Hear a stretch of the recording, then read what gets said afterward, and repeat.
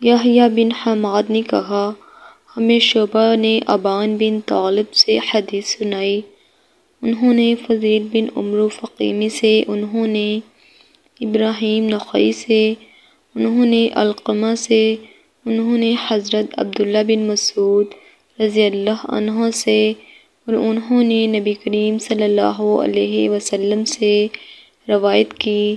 آپ صلی اللہ علیہ وسلم نے فرمایا، جس کے دل میں ذرہ برابر تکبر ہوگا وہ جنت میں داخل نہ ہوگا۔ ایک آدمی نے کہا، انسان چاہتا ہے کہ اس کے کپڑے اچھے ہوں اور اس کے جوتے اچھے ہوں۔ آپ صلی اللہ علیہ وسلم نے فرمایا، اللہ خود جمیل ہے، وہ جمال کو پسند فرماتا ہے۔ تکبر حق کو قبول نہ کرنا اور لوگوں کو حقیر سمجھنا ہے۔